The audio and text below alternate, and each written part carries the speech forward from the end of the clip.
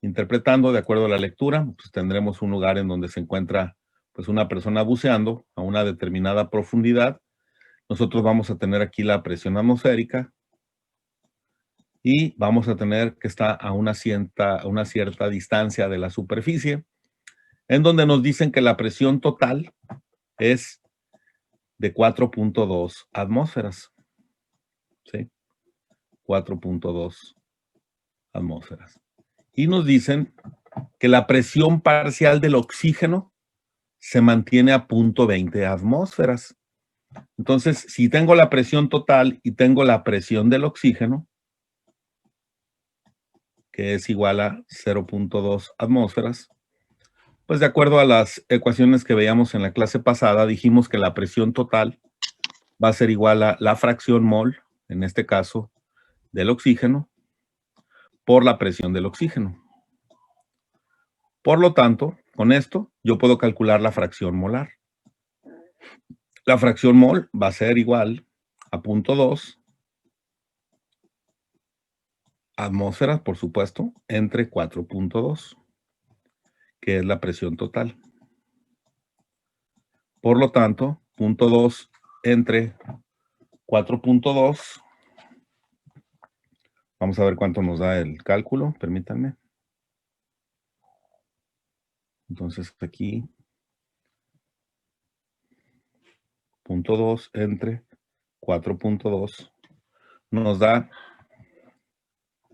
0.0476. ¿De acuerdo? Esa es la fracción mol de oxígeno. Digo, estoy partiendo de los datos que tengo. Entonces, la fracción mol, si yo la multiplico por 100, pues me va a dar el porcentaje mol. ¿De acuerdo? Y entonces ese porcentaje mol sería 4.76% mol de oxígeno. Entonces, la presión parcial, el porcentaje de la presión parcial de oxígeno va a ser igual al porcentaje mol de oxígeno y a su vez es igual al porcentaje volumen de oxígeno. Entonces la pregunta es, ¿cuál es el porcentaje en volumen de oxígeno gaseoso en la mezcla? Y la respuesta sería que el porcentaje de volumen de oxígeno en la mezcla, no sé con qué otra cosa esté mezclado, pero no importa, será igual a los 4.76%. Es decir, el mismo valor de la proporción que existe del porcentaje mol. Porque a final de cuentas, la fracción mol, ya dijimos que es la presión parcial entre la presión total, pero es equivalente a los moles totales entre los moles de oxígeno entre los moles totales, o al volumen de oxígeno entre el volumen total. Es por eso que son equivalentes, ¿sale? En una mezcla de gases, el porcentaje que aporta de presión uno de los gases siempre será equivalente al porcentaje mol del oxígeno o al porcentaje en volumen del propio oxígeno. Esa sería la respuesta para el número 1. El número 2 sería una mezcla de ciclopropano y oxígeno sirve como anestésico. Si las presiones parciales del ciclopropano y el oxígeno son de 140 y de 560 torricellis respectivamente, ¿cuál es la proporción molar entre ciclopropano y oxígeno en esta mezcla? Entonces, aquí sería, pues, algo semejante, donde tendríamos nosotros que la presión total va a ser igual a la suma de las presiones parciales, sería la presión del ciclopropano, le voy a poner Cp, y la presión del oxígeno. Y en este caso va a ser 140 torricellis más 560 torricellis. Esto me da igual a 700 torricellis. Esa es la presión total. Por lo tanto, tendré yo aquí que las presiones parciales, entonces, del ciclopropano y oxígeno son 140 y 560. ¿Cuál es la proporción molar entre ciclopropano y oxígeno? Bueno, la fracción mol del ciclopropano será 140 dividido entre 700. Por supuesto, las unidades que se cancelan, Torricellis. Recuerden que la fracción molar no lleva unidades. Entonces va a ser 140 entre 700, me dice que es igual a 0.2. Y la fracción molar del oxígeno, pues será los 560 Torricellis entre los 700 Torricellis. Y esto dará 0.8. Quiere decir que si yo tengo 10 moles de la mezcla, o 100, o 1, o 1000, o sea, yo puedo tomar cualquier base, el 20% son ciclopropano, es decir, 2 moles de ciclopropano y 8 moles de oxígeno.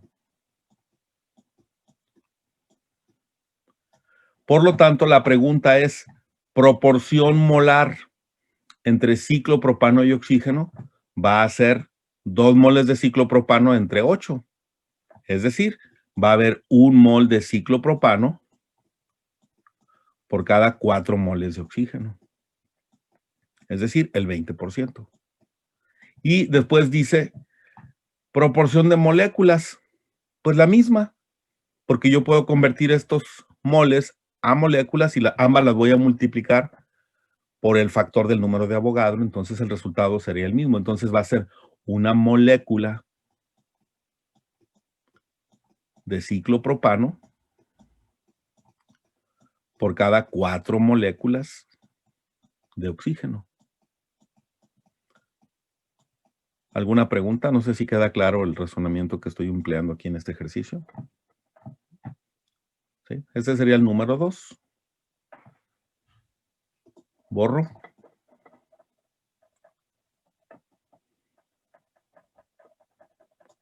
El número 3 nos dice lo siguiente.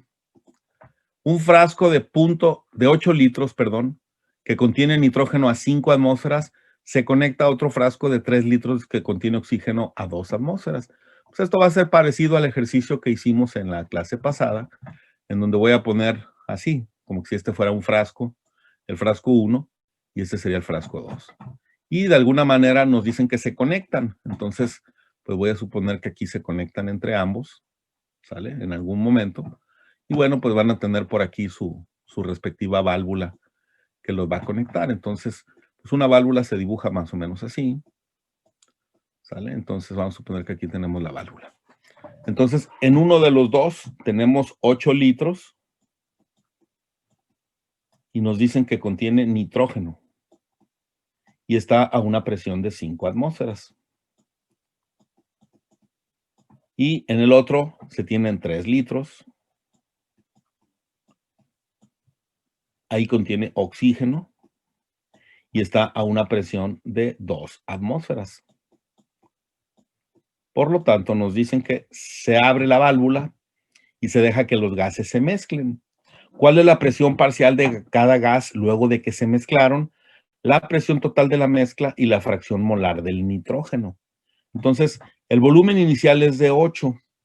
El volumen final, este es el volumen 1 y la presión 1. Para los dos casos, volumen 1 y presión 1. Entonces, ahora el volumen 2, pues va a ser la suma de 8 litros más 3 litros, que serían los 11 litros. Para los dos casos, volumen 2, para cada gas. Recuerden que se tiene que hacer el cálculo para cada gas por separado. Y entonces la presión 2, pues utilizamos la ley de Boyle, que es presión 1, volumen 1, es igual a presión 2, volumen 2. Por lo tanto, la presión 2 va a ser presión 1, volumen 1, entre la presión, entre el volumen 2, entre el volumen 2. Entonces, cada uno de los dos casos se tiene que calcular por separado. Entonces, aquí presión 1, volumen 1 entre volumen 2. Por lo tanto, si tomo en cuenta primero el nitrógeno, va a ser 8 por 5, es 40. Y 40 entre el volumen 2 me va a dar 11. Entonces va a ser 40 entre 11 y eso me va a dar 3.64 atmósferas. Esa es la presión 2 del nitrógeno una vez que se lleva a cabo la mezcla. Y la presión 2 para el oxígeno va a ser 3 litros por 2 atmósferas, son 6 entre 11. Y 6 entre 11 me da 0.545 atmósferas.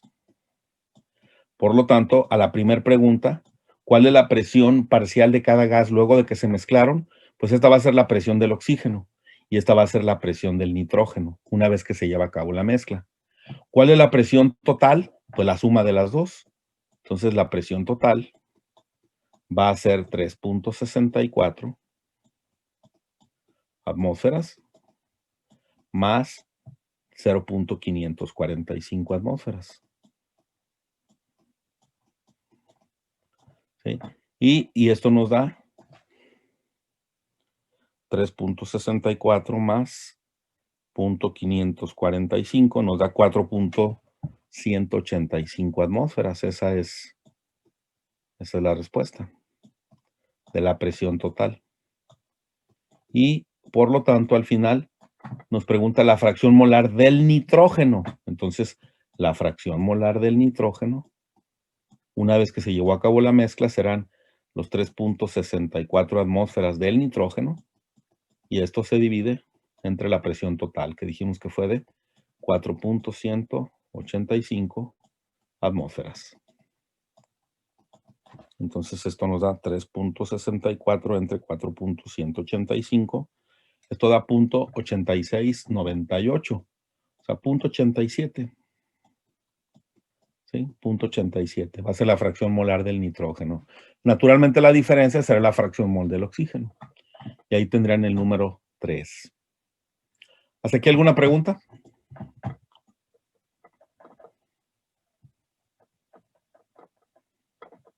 ¿Dudas, compañeros? ¿Preguntas?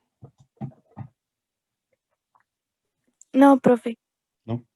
Pues como ven, lo que hay que hacer pues es simplemente aplicar lo que conocemos nosotros de las otras leyes para el estudio de los gases directamente con las mezclas gaseosas. Un recipiente de 2 litros nos dice, fíjense, tenemos un recipiente que tiene un volumen de 2 litros y el cual se encuentra a una presión, se llena con argón, nos dicen. Y el argón está a una presión de 752 torricellis y una temperatura de 35 centígrados. Esos 35 recuerden que los tenemos que convertir a Kelvin. Entonces 35 más 273 equivale a 308 Kelvin.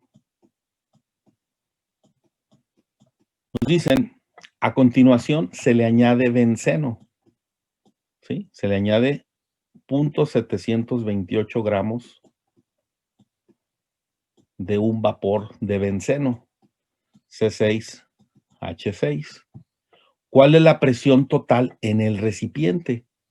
¿Y cuáles son las presiones parciales? Entonces, originalmente yo tenía un gas que ocupaba un volumen de 2 litros, 752 torricellis, 308 Kelvin. Por lo tanto, yo puedo calcular los moles para ese primer gas, para el argón. PB es igual a nRT. La presión la tengo que llevar a atmósferas, 760 torricellis, nos da una atmósfera. Y entonces tenemos 752 entre 760, me dice que son 0.989 atmósferas. Por lo tanto, con esto yo puedo calcular los moles. Entonces los moles va a ser presión-volumen entre RT. Estoy hablando antes de la mezcla. Entonces sería 0.989 atmósferas. Se va a multiplicar por el volumen, que son 2 litros. Se va a dividir entre la constante, que ya sabemos que es 0.08206, litro atmósfera, grado Kelvin mol, y la temperatura de 308 Kelvin. Entonces, con esto, los moles iniciales del argón son 0.989 por 2 entre 0.08206 y entre 308. Eso me da 0.078 moles. ¿Sale? Moles del argón. Pero me dicen que se añaden 0.728 gramos de benceno. Esto los tengo que convertir a moles. La masa molar del benceno sería 12 por 6, 72. 72 más 6 del hidrógeno, 78 gramos de benceno es un mol. Entonces, 0.728 entre 78 me da 0.0093. Por lo tanto, los moles totales, ¿a qué va a ser igual? Los moles totales va a ser igual a la suma de 0.0078, es decir, más los moles del benceno. Entonces será 0.00933 más 0.078. Es decir, los moles totales será 0.0873 moles. Entonces ya tengo los moles totales. No me dicen que cambien las condiciones. Lo único que me dicen es que se agrega benceno. Por lo tanto, lo que va a cambiar va a ser la presión final. Pero la temperatura y el volumen, yo los puedo seguir considerando iguales. Entonces, ¿cuál va a ser la presión de la mezcla? La presión total, utilizo nuevamente la ecuación de gases ideales, va a ser los moles totales, que son 0.083, los moles totales por la constante de los gases, 0.08206, por la temperatura, que son los 308 Kelvin, y entre el volumen, que son los 2 litros. Esto me va a dar la presión total. Por lo tanto, va a ser 0.0873 por 0.08206 por 308 y entre 2. Eso me indica que la presión final deberá ser 1.103 atmósferas. ¿Sale? Esa es la presión total. ¿Y para qué me sirve la presión total? Pues es una de las preguntas. ¿Cuál es la presión total? 1.103. ¿Y cuáles son las presiones parciales? Pues recordamos que la presión, en este caso del argón, va a ser la fracción mol del argón por la presión total. Entonces, ¿cuál va a ser la presión del argón? Pues yo sé que cuántos moles tengo de argón, 0.078, y tengo los moles totales, entonces va a ser 0.078.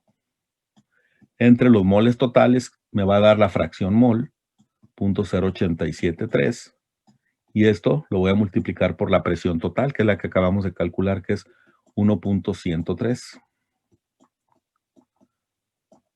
¿Alguna pregunta? Entonces va a ser 0.078 entre 0.0873 y eso lo multiplico por 1.103. Quiere decir que la presión del argón en la mezcla al final va a ser 0.985 atmósferas. Y la presión del benceno, que fue el que añadimos nosotros, pues va a ser la fracción molar del benceno, que en este caso será 0.0093, entre los moles totales, 0.0873, y eso dividido entre 1.103. Y entonces la presión del benceno será igual a ¿qué?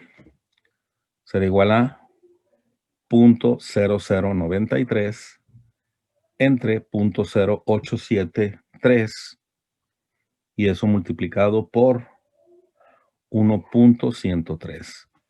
Por lo tanto, esto es 0.1175 atmósferas. Y aquí está la respuesta de la presión parcial del segundo componente. Aquí sería resuelto el ejercicio. ¿Alguna pregunta?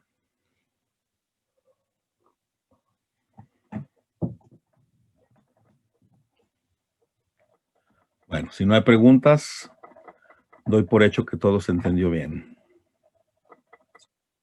Muy bien. Y bueno, ya hice el pecado de resolverlos, pues de una vez resuelvo el último, ¿verdad? Ya para no. Dice, ¿cuál de las siguientes acciones debería de emprender para establecer una presión de 2 atmósferas en una botella de gases de 2.24 litros que contiene 1.6 gramos de oxígeno gaseoso a 32 Fahrenheit? Saben que este ejercicio está incompleto, le faltan aquí las opciones. ¿Sí? Entonces, tenemos nosotros que originalmente tenemos una presión. Dice que queremos establecer una presión de 2 atmósferas. Eso es lo que queremos hacer. Una presión de 2 atmósferas, que esta sería la presión total. Y originalmente tenemos una botella, o sea, un recipiente, que contiene 2.24 litros, contiene 1.6 gramos de oxígeno y una temperatura de 32 Fahrenheit. Recuerden que 32 Fahrenheit es lo mismo que 0 Celsius y es lo mismo que 273 Kelvin. ¿Sale? Entonces, con el volumen, la masa, con la masa yo puedo encontrar los moles. Serían 32 gramos de oxígeno, un mol. Entonces sería 1.6 entre 32.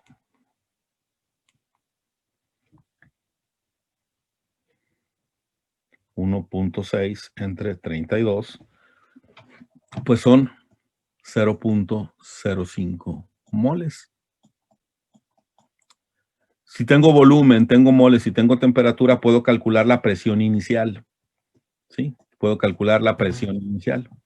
Entonces, igual de PV igual a nRT, la presión va a ser N por R por T entre el volumen. Por lo tanto, la presión van a ser los moles iniciales, que son 0.05 moles.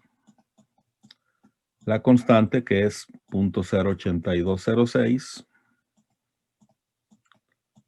La temperatura, que son 308 Kelvin. No es cierto, 273, perdón, aquí me equivoqué la temperatura. 273 Kelvin. Y eso entre el volumen, que son 2.24. Por lo tanto, la presión, vamos a decir, inicial, o la presión del oxígeno solo, en el recipiente, sería 0.05 por 0.08206 por 273, y eso entre 2.24. Eso significa que originalmente tiene una presión de 0.50 atmósferas. Y yo quiero que la presión final sea de 2. Por lo tanto, le tengo que agregar un gas. ¿Sí?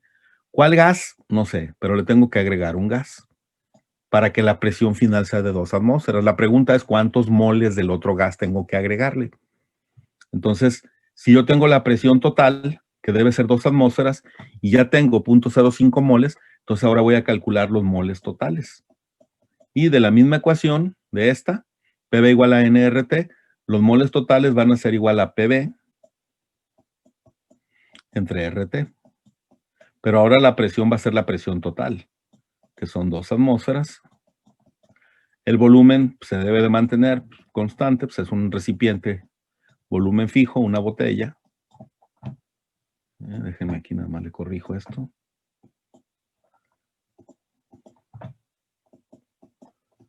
Sería presión volumen. La constante, que ya la conocemos, 0.08206. Y la temperatura, los 273 Kelvin, que equivalen a los 32 Fahrenheit. Entonces los moles totales debieran ser 2 por 2.24 entre 0.08206 y entre 273. Eso me dice que tiene que ser 0.199 moles, es decir, 0.2, ¿sí? 0.20 moles. Pero le voy a restar los que ya tengo. Entonces, añadir sería 0.20 menos 0.05. Se tienen que agregar 0.15 moles de otro gas. ¿De cuál gas? Del que sea. Por ejemplo, nitrógeno o añadirle CO2, qué sé yo. Pero esto es lo que se tiene que agregar. La acción que se debe de emprender es, para establecer esa presión final, añadir 0.15 moles de otro gas.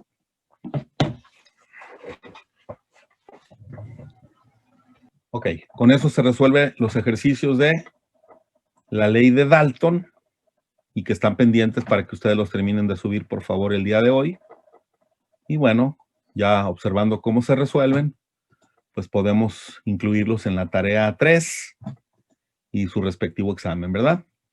Bueno, ya esta pregunta la voy a eliminar. Y ya en el video, en la clase anterior, pues vimos este video, ¿no? Sobre la ley de Dalton. Mencionaba en la clase pasada sobre la teoría cinética de los gases. Voy a hacer rápidamente una referencia a ella, en donde hablamos de que con la llegada de las teorías atómicas, las leyes empíricas de los gases obtuvieron una base microscópica. El volumen de los gases refleja simplemente la distribución de posiciones de las moléculas que lo componen. Y más exactamente, la variable volumen representa el espacio disponible para el movimiento de la molécula. Entonces, ya sabemos nosotros que la presión del gas la podemos medir con los manómetros situados en las paredes del recipiente y estos van a registrar cambios de momento lineal que experimentan las moléculas al chocar con las paredes y rebotar entre ellas. La temperatura del gas proporcional a la energía cinética media de las moléculas depende del cuadrado de su velocidad y dice que la reducción de las variables macroscópicas a variables mecánicas como posición, velocidad, momento lineal o energía cinética se relaciona a través de las leyes de la mecánica de Newton. Y esto proporcionaba todas las leyes empíricas de los gases. En general esto resulta ser cierto. Pero la teoría física que relaciona las propiedades de los gases con la mecánica clásica se le denomina teoría cinética de los gases. Además de proporcionar esa base para la ecuación del estado del gas ideal, también se emplea para predecir muchas otras propiedades de los gases, entre ellas la distribución estadística de las velocidades moleculares y las propiedades de transporte, como la conductividad térmica, el coeficiente de difusión o la viscosidad de un gas. En esencia, la teoría cinética de los gases se basa en estos supuestos, que no son diferentes a los que ya hemos platicado. Un gas se forma de moléculas que están separadas entre sí por distancias grandes, mayores que sus propias dimensiones. Las moléculas de los gases están en constante movimiento aleatorio en todas direcciones y frecuentemente chocan unas con otras. Las moléculas de los gases no ejercen entre sí fuerzas ni de atracción ni de repulsión y la energía cinética promedio de las moléculas es proporcional a la temperatura de un gas en grados Kelvin. ¿Vale? Estos son los postulados de la teoría cinética de los gases. Y bueno, ustedes tienen aquí estos ejercicios, estos sí se los voy a dejar, estos yo no los voy a resolver, pues a manera de ejemplo, ¿no? Para que puedan en un momento dado practicar previo a la tarea número 3, que les voy a dejar un poco más adelante. Los gases reales, bueno, aquí viene un video sencillo sobre la teoría cinética, vamos a verlo.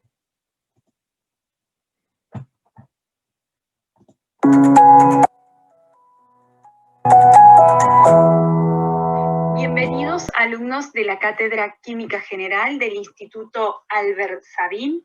En este video vamos a dar cuenta de la teoría cinético-molecular para poder explicar los estados de agregación de la materia y los cambios de estado.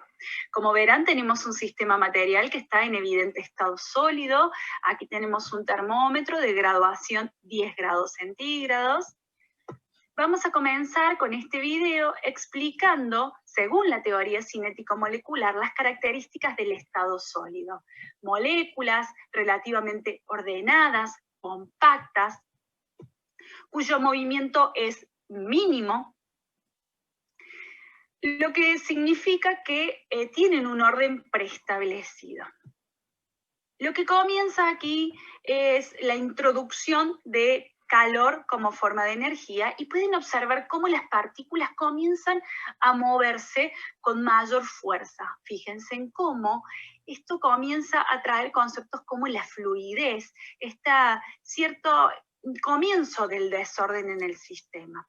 A la vez pueden ir notando cómo la temperatura va incrementándose, es decir, comienza a ingresar más calor al sistema.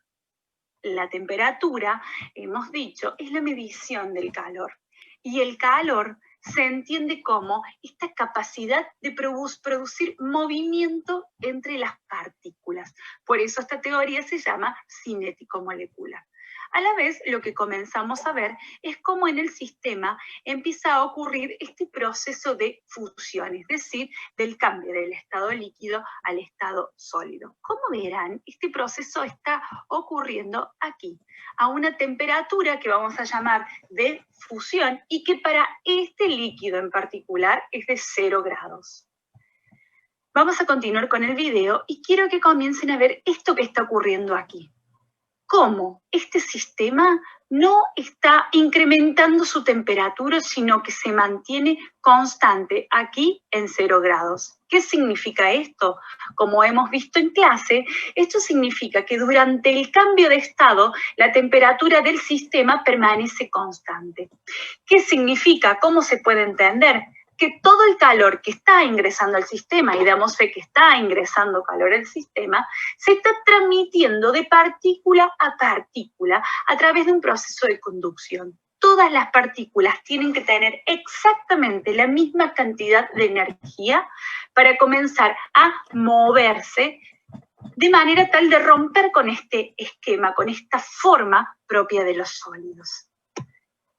Vean cómo todo el sistema comienza a derretirse, es decir, a cambiar su estado, a fusionarse, y cómo el sistema sigue manteniendo su temperatura constante en 0 grados centígrados hasta que todas las partículas, como estamos viendo acá, adquieren la misma cantidad de energía, esa energía suficiente para moverse de manera tal de generar un nuevo estado de agregación, el estado líquido.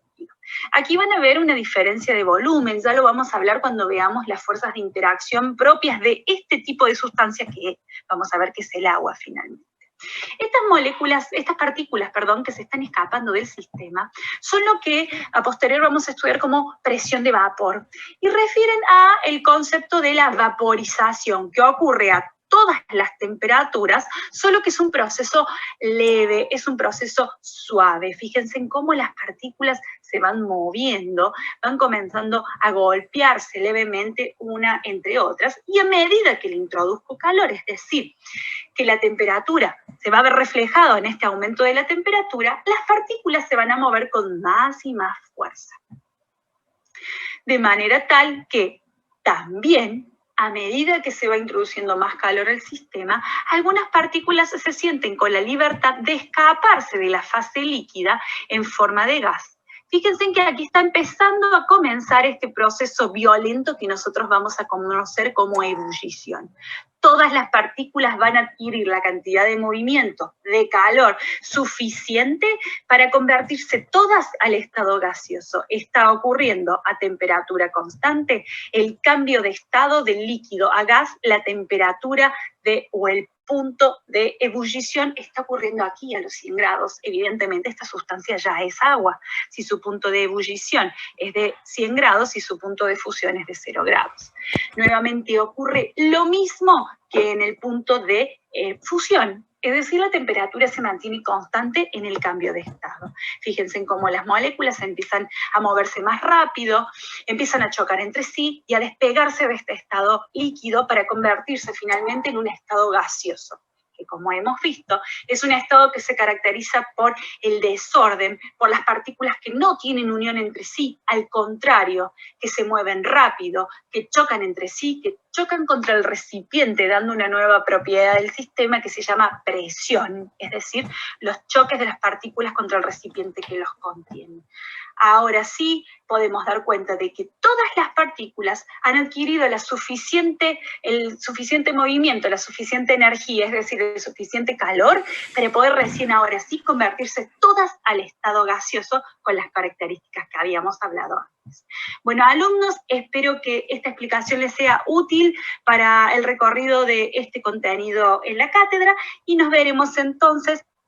Bueno, el video nos ayuda pues a entender un poquito qué es lo que estaría ocurriendo a nivel molecular en el cambio de fase y cómo la cantidad de energía que se va agregando desde un inicio en estado sólido permite los cambios de fase hasta, en este caso, del sólido a líquido a través de la fusión y al calentarlo a pasar a la formación de vapor que posteriormente formaría un gas, que son momentos o situaciones diferentes en función del contenido energético que puede tener la materia. Claro que nosotros aquí estamos asumiendo el comportamiento de gases ideales. Claro que nosotros aquí estamos considerando que los gases van a seguir fielmente la ley de Boyle, pero la realidad es de que solamente los gases siguen la ley de Boyle cuando las presiones del gas puro o de la mezcla de los gases es menor de 10 atmósferas. ¿Qué ocurre cuando la presión es más alta? Cuando un gas es sometido a una presión mayor de 10 atmósferas, se aleja de la idealidad. Deja de comportarse como un gas que sigue la ley de Boyle, en donde ustedes recordarán que la presión y el volumen son inversamente proporcionales. Entonces, se proponen otra serie de ecuaciones o de expresiones matemáticas para describir el comportamiento de los gases cuando ya no se pueden comportar como el gas ideal. Por eso la primera de estas se le llama ecuación de Van der Waals, y en donde nos dice la ecuación del estado de gas ideal no es del todo correcta. Los gases reales no se comportan exactamente así. Y en algunos casos la desviación puede ser muy grande. ¿Y cuáles son esos casos? Cuando ya la presión se eleva. Entonces, un gas ideal nunca podrá convertirse en líquido o en sólido por mucha presión por mucho que se enfríe o que se comprima. Y esto es porque el gas ideal se encuentra en ciertas condiciones de un punto importante que se le llama punto crítico. Ustedes pueden encontrar las condiciones críticas de un gas, que es una presión y una temperatura a la cual el gas, si se encuentra por encima del punto crítico, no va a condensar por más presión que le apliques. Entonces lo tienes que bajar de las condiciones del punto crítico y eso obligaría a bajarlo de presión y a bajarlo de temperatura. Entonces, por eso esta ecuación de Van der Waals es una modificación de la ecuación de gases ideales. Si recordamos, nosotros en la ecuación de gases ideales utilizamos pues la expresión PV igual a nRT. Esta es la que hemos estado comentando. Entonces, aquí se va a utilizar una expresión que se llama volumen molar. Y el volumen molar no es otra cosa que el volumen entre los moles. ¿Cuántos litros por mol están presentes en el gas? Entonces, si sustituimos esto, sería presión por volumen molar es igual a RT. Bueno, vean ustedes cómo la ecuación, en este caso de Van der Waals, utiliza, vean ustedes, RT sigue siendo la misma constante de los gases, pero utiliza la presión a la cual le vas a sumar un cociente de un valor de A, donde A es un parámetro exclusivo de un gas, dividido entre el volumen molar, y por Bm menos un constante o un parámetro B. Bueno, la presión se sigue midiendo en atmósferas, la temperatura se sigue midiendo en kelvins, por supuesto, pero ahora en la ecuación de Van der Waals se corrige la ecuación de gases ideales utilizando dos parámetros importantes. Uno que es el parámetro A y el parámetro B, que son determinados empíricamente para cada gas. Fíjense, aquí la diferencia es que la ecuación de gases ideales se aplicaba independientemente de cuál fuera el gas. La ecuación de Van der Waals, que ahora va a incluir constantes A y B, o sea, dos parámetros, estos valores de A y de B dependen del gas y se determinan de forma experimental. Y entonces se ha encontrado que el valor de A se puede calcular con estas ecuaciones, 27 veces la constante R por la temperatura crítica elevada al cuadrado y dividido entre 64 veces la presión crítica. Y la constante B, la constante R por la temperatura crítica entre 8 veces la presión crítica. Esta es una de las más conocidas y fue de las primeras ecuaciones que vinieron a corregir las desviaciones que la ecuación de gas ideal no permitía calcular cuando la presión de un gas se elevaba por encima de las 10 atmósferas. Pero no es la única. Vean ustedes, aquí está otra. Esta se le llama ecuación de Redlich-Wong. Es otra ecuación de 2 parámetros que es utilizada para modelar gases reales. Es casi siempre más precisa que la ecuación de Van der Waals y en ocasiones necesita más de 2 parámetros. Como pueden ver, esta ecuación va a tener también una modificación de la ecuación de gases ideales que va a multiplicar a la presión por el volumen molar menos la constante B y ahora dividido, bueno, sumado con un parámetro y posteriormente le restamos el mismo valor que teníamos en la ecuación de Van der Waals. Y de la misma forma, aquí está la expresión matemática para calcular las constantes A y B, ahora del modelo de Redlich-Wong. Existen otros, el modelo de Berthelot, nombrado a Daniel Berthelot, es muy raramente utilizado, pero también es una modificación de la ecuación original de Van der Waals, en donde, como pueden ustedes ya empezar a apreciar, son modelos matemáticos, son ecuaciones que permiten acercarse a cuál es el comportamiento del gas real cuando éste aparece y otra vez las constantes A y B dependen del gas. ¿Por qué? Porque la temperatura y la presión crítica, eso son específicos para cada uno de ellos. Está el modelo de Dieterichi también, que se dejó de utilizar en años recientes, pero que bueno, en su momento también fue propuesto. El modelo de Clausius, nombrado en honor a Rudolf Clausius, es de 3 parámetros, usado también para modelar gases. Tenemos el modelo virial, que es a partir a través de un tratamiento perturbacional de la mecánica estadística, en el cual pues aparecen diferentes expresiones matemáticas. Vean cómo va aumentando el número de variables. El modelo de Penn-Robinson, el modelo de Wall. Fíjense cómo ya no estamos hablando de una sola ecuación o de un solo modelo en el caso de los gases reales. Hay una cantidad importante de investigaciones que se han hecho para tratar de encontrar cuál sería el comportamiento del gas real a partir de presiones por encima del parámetro mencionado. El modelo de Beatty-Bridgman y el modelo de Benedict-Webb-Rudin. Y vean ustedes cómo ya las ecuaciones para describir todo esto, pues empiezan a ser más complejas. No vamos a hacer ejercicios con ninguna de estas ecuaciones. Solamente comento cuáles son los diferentes tipos de funciones matemáticas que se podrían utilizar para poder determinar el comportamiento de un gas cuando se acerca, o más bien cuando se aleja de las condiciones de un gas ideal. Por eso la ecuación de gases ideales PV igual a nRT sigue siendo una ecuación que incluye a todos los gases, siempre y cuando nos encontremos a presiones menores de 10 atmósferas y todos los gases siguen esa ley. Y las leyes de Boyle, de Gay-Lussac, de Charles, la ley general del estado gaseoso, también predicen de una manera bastante confiable el comportamiento de los gases a bajas presiones. Naturalmente que eso pues tiene límites, ¿verdad? Y esos límites son cuando rebasas presiones.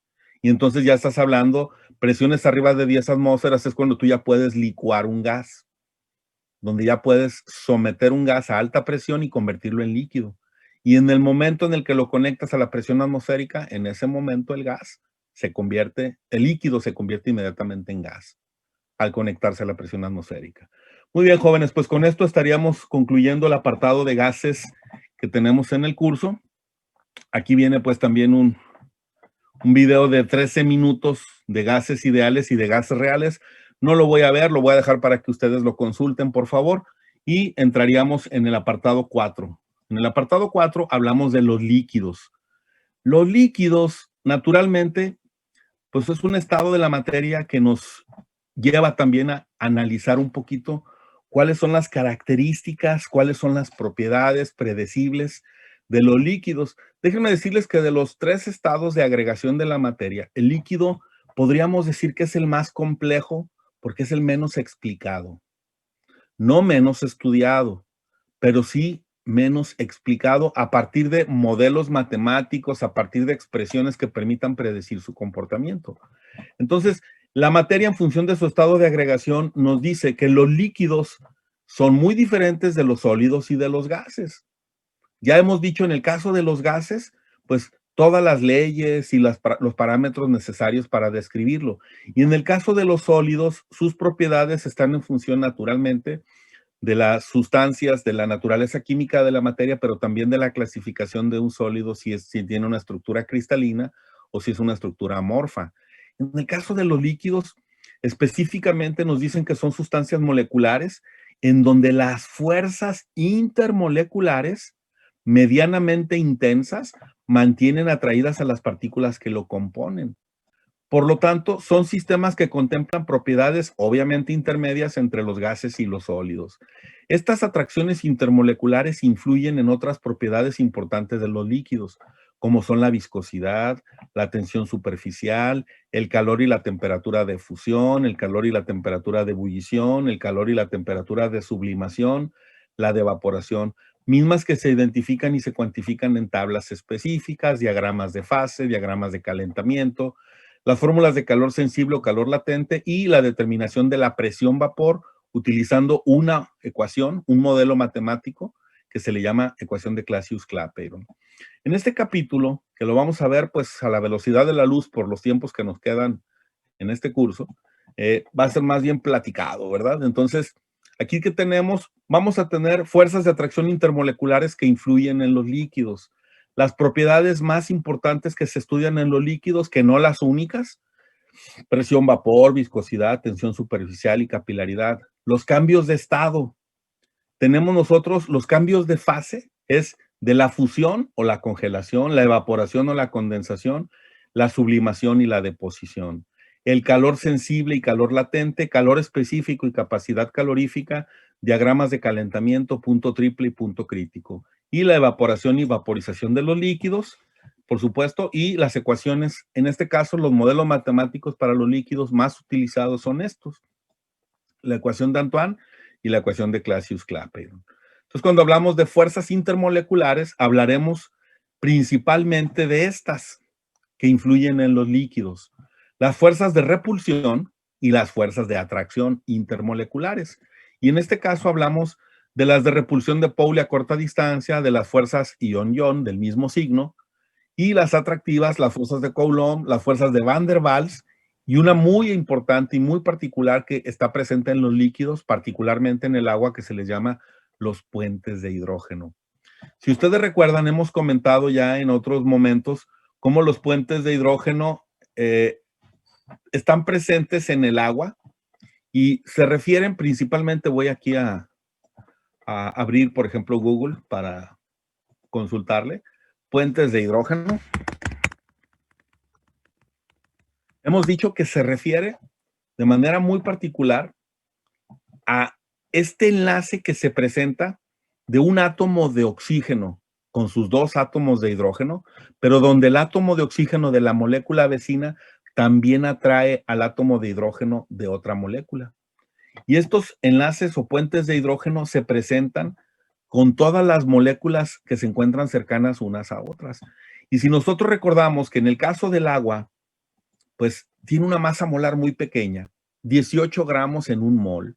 Quiere decir que 18 gramos caben en una cuchara. Una cuchara sopera, más o menos generosa, no una chiquita. Sí caben 18 gramos de agua. Y ahí tenemos 6.022 por 10 a la 23 moléculas. Quiere decir que las fuerzas que se generan intermoleculares por los puentes de hidrógeno en las moléculas de agua toman una gran importancia. Porque estas fuerzas intermoleculares de la molécula del agua es la que le da una gran cantidad de todas esas propiedades que le conocemos al agua. Su gran capacidad de solvatación, sus cambios de fase que le permiten en un momento dado pasar del estado sólido al líquido y del líquido al vapor, con cambios en los ángulos de enlace de las moléculas. Así es como se entiende la molécula del agua. No es un ángulo recto, si se fijan, no es un ángulo de 180 grados. Se ha medido este ángulo y se dice que es de alrededor de 105 grados entre el átomo de oxígeno y el hidrógeno. Y al calentar la molécula, lo que ocurre es que simplemente se abre se abre el ángulo o se cierra dependiendo de la cantidad de energía presente en la molécula. Y entonces, este comportamiento en la molécula de agua permite que el puente de hidrógeno, que es una fuerza intermolecular, tenga una gran importancia en el comportamiento de la molécula. Claro que el agua no es la única que tiene puentes de hidrógeno, por supuesto que no, existen otros compuestos. Pero para nosotros, y en el caso de los líquidos, que obviamente el agua, pues es el líquido más importante para la vida, para todos los seres vivos, no solo los seres humanos, y es el que permite regular una gran cantidad de condiciones propias para la vida en el planeta. Los líquidos, como estados intermedios entre los sólidos y los gases, pues sus moléculas no están tan próximas como los sólidos, pero tampoco tan separadas como los gases. Se entiende que son como capas de moléculas que se desplazan unas sobre otras y es lo que permite que éstas puedan en un momento dado fluir de un lugar a otro. Partiendo de eso, entonces nosotros tenemos los cambios de estado de la materia. Miren, vamos a ver este videito rápidamente de los líquidos. Acabaremos explicando el comportamiento de los líquidos. Bueno, los líquidos se caracterizan porque tienen la forma del recipiente que los contiene y no tienen forma fija, por lo tanto. Vemos aquí cómo se adaptan a cualquier forma de cualquier recipiente y las moléculas están juntas, pero con una unión muy débil entre ellas. El resultado es que pueden deslizarse unas sobre otras y por lo tanto tener el comportamiento que tienen típicamente los líquidos, que es el de fluir. Se puede fluir porque las moléculas pueden deslizarse unas sobre otras. Se están moviendo las moléculas continuamente, pero como vemos, las moléculas tienen una cierta atracción entre ellas que no es vencida por la velocidad tan grande que tengan. El resultado es que las moléculas tienen una cierta capacidad de movimiento, pero escapan muy difícilmente de la masa del líquido. Aquí tenemos en este caso el líquido agua. Vemos cómo interaccionan a veces las moléculas unas con otras y cómo se deslizan estas moléculas de agua entre sí. Los líquidos, a diferencia de los gases, no se comprimen. Hemos visto antes que los gases se podían comprimir. Los líquidos se pueden comprimir, pero muy poco, muy poco. A todos los efectos se pueden considerar que prácticamente son incomprimibles. Esto se emplea precisamente para hacer sistemas hidráulicos, ya que, por ejemplo, si yo tengo esta jeringuilla y aprieto en esta jeringuilla y esto está lleno de líquido, pues sencillamente esta jeringuilla se subirá. Si estuviera llena de aire, podría yo apretar aquí mucho y aquí prácticamente no moverse, porque lo que haría el aire sería comprimirse. Entonces, sistemas hidráulicos como estos que tienen aquí, que funcionan con aceite, pues son empleados en muchas máquinas tecnológicas que empleamos hoy en día.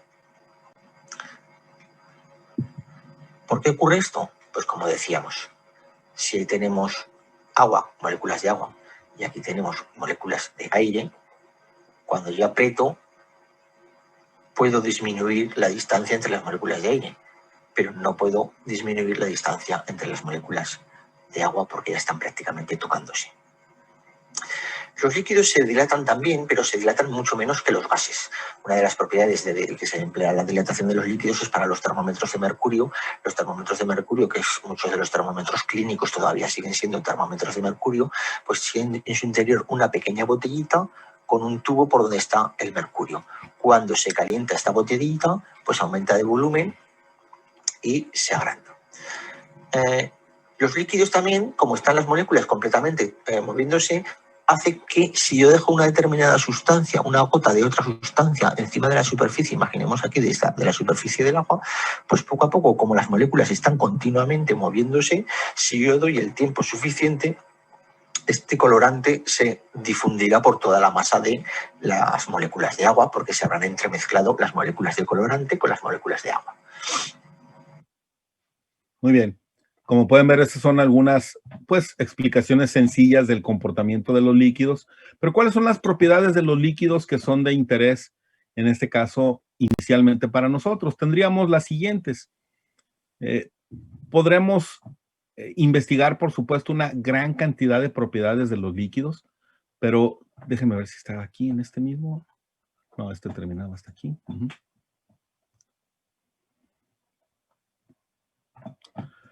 Existen principalmente propiedades de interés relacionadas con el comportamiento de los líquidos. ¿Cuáles son esas 4 grandes propiedades? Estaba revisando que no lo tengo aquí en el material. Fuerzas intermoleculares, esto no.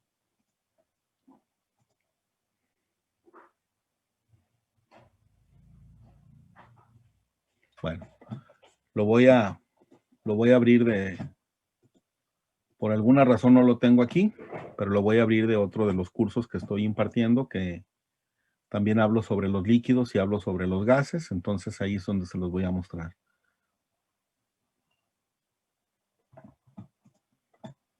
Voy a completarles el material que ahí no está a la vista.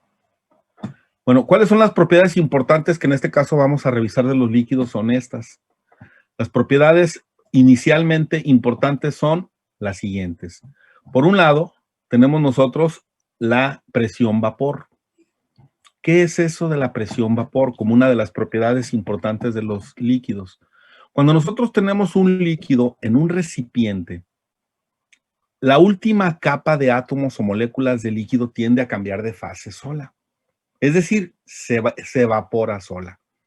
Y esto ocurre porque en la interfase las moléculas de líquido escapan a la superficie y se convierten en vapor. Si nosotros pusiéramos un recipiente con el líquido y lo dejamos destapado, el líquido va a terminar por evaporarse e irse. Pero si nosotros le colocamos una tapa a ese líquido, vamos a empezar a acumular el vapor del líquido que se está convirtiendo. Y si le damos un tiempo razonablemente largo, la concentración del vapor va a aumentar. Y va a aumentar hasta el punto en el que la rapidez con la que se están convirtiendo las moléculas de líquido a vapor se llega a un estado de equilibrio y entonces empiezan a regresar, a formar otra vez el líquido. Y entonces se evaporan y se condensan al mismo tiempo. Si nosotros medimos la presión de ese vapor, en ese punto en equilibrio, a eso le llamaremos presión vapor de un líquido en equilibrio con su forma líquida. Y esa es una propiedad muy común que se le llama así, presión vapor. Ustedes pueden ver cómo la presión vapor es justamente el cambio de fase que va a ocurrir de líquido de manera espontánea solo al cambio de fase al vapor. A esa propiedad se le llama presión vapor. ¿De qué depende la presión vapor? Depende de la temperatura. Si ustedes calientan el líquido, pues la presión vapor aumenta y entonces va a cambiar de fase más rápido. Si ustedes siguen calentando y siguen calentando, en este caso el líquido, va a llegar un punto en el que van a igualar la presión atmosférica. Entonces, el líquido llega a un equilibrio con un vapor que está generando al convertirse de manera natural solito a vapor. Por lo tanto, nosotros tenemos que la presión vapor es un parámetro muy importante que presentan los líquidos como la capacidad para cambiar de fase de manera espontánea. Y eso lo medimos con una propiedad que le conocemos a los líquidos que se llama volatilidad. ¿Qué tan volátil es un líquido? Pues es con qué rapidez cambia de fase de manera espontánea solo. Hay líquidos más volátiles que otros. Por ejemplo, el alcohol es más volátil que el agua. La acetona es más volátil que el alcohol. ¿Por qué? Porque a temperatura ambiente, si ustedes dejan abierto un recipiente con alcohol, con gasolina, con acetona, estos cambian de fase solos. Incluso si ustedes dejan agua, nada más que su presión vapor es más baja y va a tardar más tiempo. Pero también va a cambiar de fase. Va a llegar un momento en que la gota de agua se seca sola. Si ustedes tienen agua que se derrama, por ejemplo, sobre una superficie, pues ven ustedes ahí el agua que se derramó. Y si ustedes no la limpian, no la secan, no hacen nada y lo dejan, regresan después de cierto tiempo y van a ver que ya no hay nada. ¿Qué pasó? Pues simplemente que el agua se evaporó sola, sin calentarlo. ¿Qué pasa si aumenta la temperatura? Obviamente se va más rápido.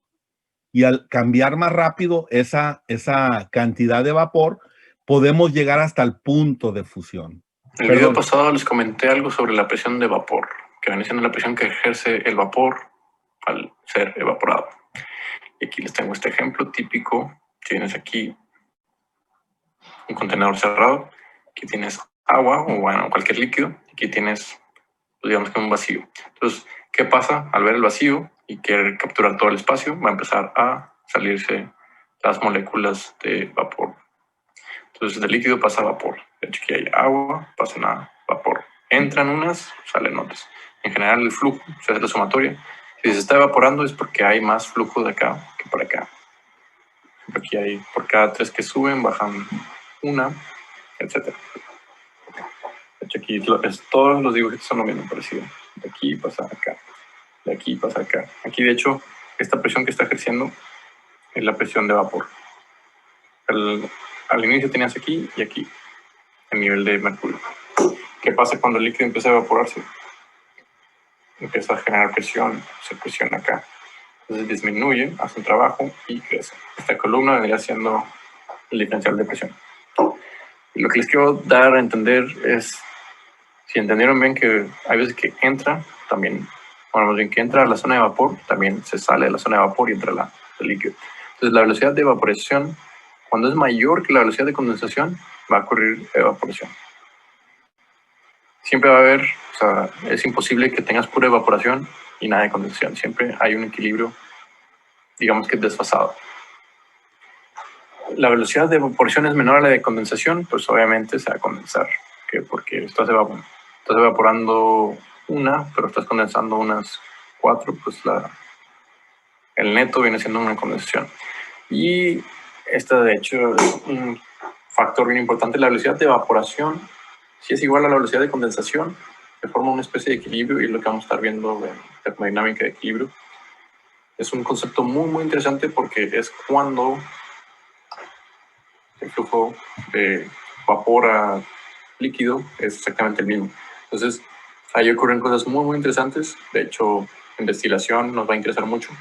Pero por el momento solo entiendan estos 3 conceptos. De hecho, el equilibrio que estoy hablando es dinámico, no es estático. Es una velocidad de proceso en sentido, o sea, a la derecha, en este caso evaporación, está exactamente balanceada por la velocidad del proceso a la inversa, es decir, la condensación a la izquierda. Entonces, cuando la derecha es igual a la izquierda, hay equilibrio dinámico. Y lo más importante es que no depende de la cantidad de líquido o vapor. Pues si usas 5 mililitros o 1 litro o 10 metros cúbicos, da igual. La cantidad de, digamos que en porciento de líquido, el porciento de vapor va a ser muy parecido. Muy bien, entonces la propiedad llamada presión vapor es una propiedad fundamental de los líquidos. Como menciona en este video, esta característica es la que nos ayuda a identificar cuando tenemos una mezcla de líquidos y yo quiero separarlos, utilizar la destilación. También va a ser importante para poder determinar la presión de saturación y el porcentaje de humedad relativa, que nos va a permitir que ocurran fenómenos naturales como la lluvia. O sea, la lluvia no es un acto de magia ni un acto divino, es simplemente un cambio termodinámico que se da por saturación de vapor de agua presente en la atmósfera y cuando ésta iguala a la presión porcentaje de saturación de la misma. Y cuando nosotros rebasamos la saturación de vapor de agua presente en el aire, entonces en ese momento se condensa. Algo parecido a lo que veamos en los fenómenos de cristalización. Cuando saturabas el soluto con el solvente con soluto y ya tenías rebasado el coeficiente de solubilidad, ¿qué ocurría? Se formaban cristales. Aquí, ¿qué ocurre? Se forma un condensado. Entonces, importante entender que la presión de vapor es un parámetro que permite identificar a un líquido. ¿Y esto de dónde viene? Esto es experimental. De tal manera que si nosotros graficamos, así como las curvas de solubilidad, graficamos las curvas de presión-vapor, ¿y qué creen? También se obtiene del Perry. También en el Perry están todos los valores de presión-vapor de líquidos a diferentes temperaturas. Y así como hicimos aquellas curvas de solubilidad, podemos hacer curvas de presión-vapor, en donde ahora vamos a graficar presión en milímetros de mercurio contra temperaturas. Yo puedo ver aquí cómo el éter etílico es un líquido más volátil, es decir, se evapora más rápido porque tiene una mayor presión vapor que la acetona y la acetona que el agua y el agua que el ácido acético. ¿Y qué ocurre cuando esto iguala a los 760 milímetros de mercurio? Fíjense, esta raya aquí significa 760 milímetros, o sea, presión atmosférica al nivel del mar. Entonces, cuando la presión vapor iguala a la presión atmosférica, en ese punto ocurre la ebullición. Por eso el agua hierve a diferentes temperaturas en diferentes lugares. Porque en Guadalajara, por ejemplo, la presión atmosférica son 640 torricellis, pero dijimos que al nivel del mar son 760. Por eso el agua aquí hierve a una temperatura más baja, porque más rápido llega a esa presión atmosférica. ¿Y cómo logro yo que se igualen? Calentándolo. ¿Y cómo logro que baje la presión vapor? Enfriándolo. De tal manera que podríamos hacer un experimento y lograr que hierva un líquido sin calentarlo. ¿Cómo lo haríamos? Simplemente bajamos la presión sobre el líquido. Si yo tuviera un líquido y este líquido lo llevo a una presión de vacío de 400 torricellis, yo podría lograr, si fuera agua, que hierva a una temperatura aproximadamente de 82 grados centígrados. Y si fuera acetona, yo podría lograr que hierva la acetona a una temperatura, no sé, aproximadamente de 38 grados centígrados y así sucesivamente. Entonces, la presión vapor y los cambios de la presión sobre el líquido nos permiten modificar la temperatura a la cual puede hervir un líquido sin calentarlo. ¿De acuerdo? Esta es la primera de las propiedades importantes de los líquidos, no es la única. Otra propiedad importante se le llama viscosidad. ¿Qué es eso de la viscosidad? Mucha gente confunde la viscosidad con la densidad. Son dos cosas diferentes. La densidad es la relación de masa sobre volumen. Es decir, cuánto pesa una determinada cantidad de sustancia en un volumen determinado. La viscosidad es otra cosa. La viscosidad es la resistencia a fluir. Los líquidos y los gases fluyen. ¿Qué significa que fluyen? Que se desplazan de un punto a otro cuando yo les aplico una fuerza en un sistema dado como una tubería, un canal, etc. Simplemente la fuerza de gravedad influye. Por eso los líquidos caen de un punto a otro, por la fuerza de gravedad. Entonces, para poder medir esa resistencia a fluir, se utiliza un parámetro que así se le llama viscosidad. Y entonces, esta viscosidad disminuye al aumentar la temperatura y aumenta si crece la presión. La viscosidad está relacionada también con la complejidad de las moléculas que constituyen el líquido, es decir, es baja en los gases inertes y alta en los aceites pesados. ¿Cómo se mide la viscosidad? Con viscosímetros. ¿Sí? Ahora, ¿cómo se mide el pH? Pues con pHímetros, ¿verdad? Entonces, nosotros podemos entender mejor la viscosidad si observamos un líquido como una miel, por ejemplo, o un aceite, y lo comparamos contra otro líquido de baja viscosidad como el agua. Y no es lo mismo si yo quiero transportar un líquido en una tubería o en un recipiente, si su viscosidad cambia. Esto es muy importante para poder diseñar sistemas que permitan monitorear cómo se comportaría un líquido en ciertas condiciones. Entonces, cuando hablamos de viscosímetros, hablamos de muchos tipos de métodos de prueba. Entre los más conocidos están los viscosímetros digitales que pueden medir la unidad Poise o centipoise o las unidades Krebs, en este caso para la viscosidad. Pero es muy común utilizar viscosímetros como este que les estoy mostrando, que son copas en las cuales se añade un líquido, se lleva a una temperatura determinada y se mide cuánto tiempo tarda en desalojar este recipiente. Y entonces el tiempo que tarda está medido o tiene una relación directa con qué tan viscosa es la sustancia. Fíjense, vamos a ver si podemos aquí localizar algunos videos cortitos de cómo funcionan los viscosímetros. Vamos a ver este.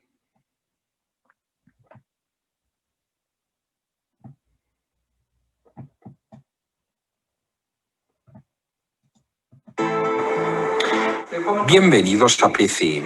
Hoy deseo presentarles nuestro pequeño viscosímetro de rotación PCE-RVI1.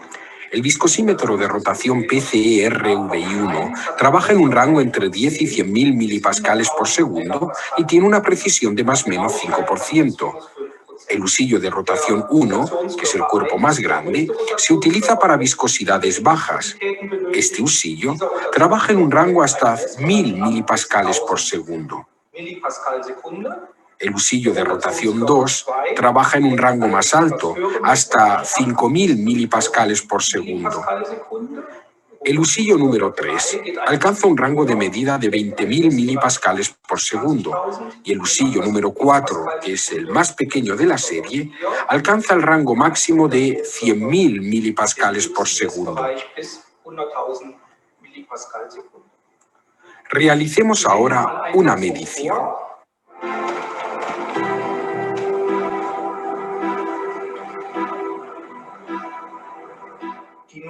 Introducimos el usillo hasta que alcancemos la profundidad óptima. Empezamos a medir dándole al botón que lo pone en marcha. El usillo empieza a medir. El usillo ha alcanzado una constancia que nos permite leer la viscosidad. Para una mejor lectura del valor de medición, activamos este interruptor de fijación y apagamos el viscosímetro de rotación. Ahora podemos leer el valor de medición. Para deducir la viscosidad del valor de medición, necesito una constante. Gracias a esta tabla puedo determinar la constante. En la parte izquierda tenemos 4 números que equivalen a los números de los usillos. Tenemos un usillo grande que es el número 1. Con una velocidad de 12 giros por minuto, tenemos un factor de conversión de 5. Así que tendré que multiplicar el valor medido por 5 para obtener la viscosidad absoluta. Este se deduce por el disco con valores. Para ello, es necesario que sepa que la escala del viscosímetro es una escala porcentual. Primero, determino el valor en porcentaje. En este caso, 59%.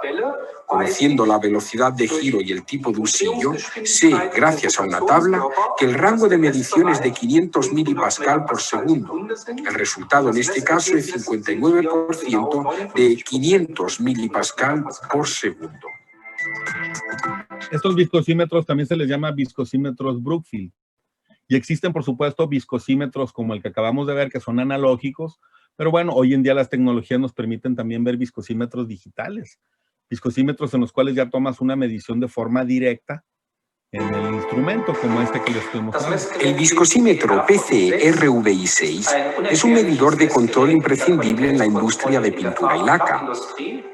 Destaca por su manejo rápido y sencillo y por una excelente relación calidad-precio. Lo primero que hago es conectar el sensor de temperatura en la parte trasera del viscosímetro. A continuación, atornillamos el usillo al viscosímetro de rotación. En el siguiente paso, coloco un soporte adecuado para el recipiente. Y acto seguido, coloco el recipiente con el líquido a comprobar. En un segundo paso, encendemos el equipo. Lo primero que hace el viscosímetro es realizar una autocomprobación, una especie de autocalibrado. La pantalla indica el número de serie. A continuación, la pantalla pasa a indicarme la medición de temperatura ambiental y tengo una tabla con las unidades KU, gramos y centipoints. El recipiente contiene ya el color que vamos a comprobar y ahora empezamos a medir. Para ello, accionamos la palanca para bajar el viscosímetro y a partir de cierto contacto, el usillo empezará a rotar.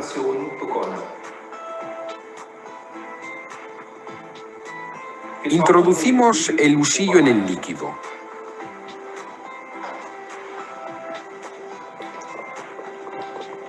El viscosímetro trabaja con una velocidad de rotación constante de 200 revoluciones por minuto. Simultáneamente, la pantalla indica el resultado en las unidades KU, gramos y centipoints. Estamos midiendo un valor en KU de 55,3. Como ven, pues este ya es un viscosímetro digital, en donde solamente es tener la muestra, la colocas dentro del equipo y eso te permite rápidamente hacer una medición. Pero también existen otros viscosímetros como el que les mencionaba de copa. Los más conocidos son la Copa Ford y la Copa San. Estos viscosímetros son muy sencillos y miden el tiempo que tardas en desalojar un volumen determinado.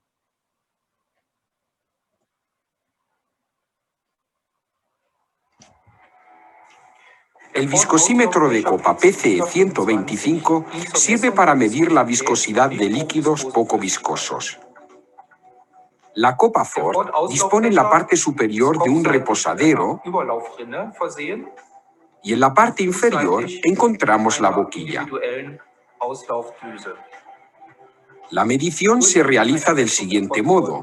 Colocamos la copa en el soporte, cerramos la boquilla con nuestro dedo, introducimos el líquido hasta que salga al reposadero.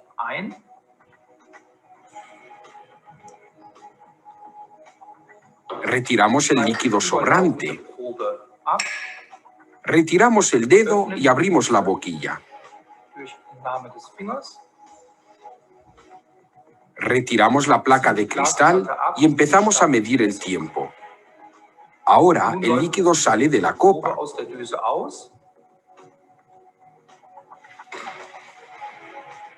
Una vez que se rompa el chorro, debe parar el cronómetro. La copa de viscosidad Ford PCE 125 está disponible en 4 variantes. Tiene diámetros de 2,5 milímetros, 3,4 milímetros, 4,1 milímetros y 5,2 milímetros. ¿Qué pasa si el líquido es viscoso? Pues va a tardar más tiempo en desalojar la copa. ¿Qué pasa si el líquido es de baja viscosidad? Se va a ir muy rápido. Y entonces esto nos permite hacer mediciones relativamente rápidas de viscosidad y poder garantizar que un producto se encuentra dentro de un cierto rango dependiendo de la fabricación de este. Hay una gran cantidad de productos que consumimos nosotros que la viscosidad nos dice o nos trata de decir si esta se encuentra dentro de los rangos adecuados. Por ejemplo, pinturas, pegamentos, alimentos, geles. Si ustedes van y compran un champú y de repente ven que el producto está muy bajo de viscosidad, muchas veces la decisión es no lo compro porque el producto no sirve. Y eso no es cierto, porque muchas veces la densidad es una densidad aparente que se puede modificar. Es como cuando ustedes hacen engrudo ahí en su casa. Tú puedes tener una sustancia con alta viscosidad y no garantiza que sea de mejor calidad. Pero es como un paradigma que se encuentra presente. Yo lo viví con la industria de las pinturas durante tantos años, en donde los pintores decían que ellos querían la pintura cajetosa, que les gustaba que pareciera como cajeta de Celaya, ¿no? Y entonces yo decía, ¿y eso qué significa? ¿Dónde está el cajetómetro, no? Bueno, había que traducir el parámetro viscosidad a un parámetro que pudiéramos controlar. Y bueno, cuando al pintor le gustaba que la pintura fuera de alta viscosidad, pues le dábamos gusto, le agregábamos espesantes. Y los espesantes le permitían que él pudiera tener un producto de alta viscosidad. ¿Y cuál era la razón por la cual les gusta de alta viscosidad? Porque quieren agregarle agua. Y eso les da a ellos la sensación de que están controlando el rendimiento de la aplicación de la pintura. Para esto, si algo aprendí yo de esa experiencia industrial, fue que todos los pintores se sienten químicos. En el momento en el que abren la lata de pintura, todo el mundo le dice a la persona, al cliente, ahorita se la voy a arreglar, como si necesitara que le arreglaran algo a la pintura, ¿no? Digo, para eso la fabricaron. Y entonces le agregan cal, marmolina, yeso, sellador, le meten más agua, le meten infinidad de cargas, caulines, carbonatos. Entonces, imagínense, la pintura tiene que aguantar todo eso. Y luego no funciona y dicen, es que la pintura venía mala.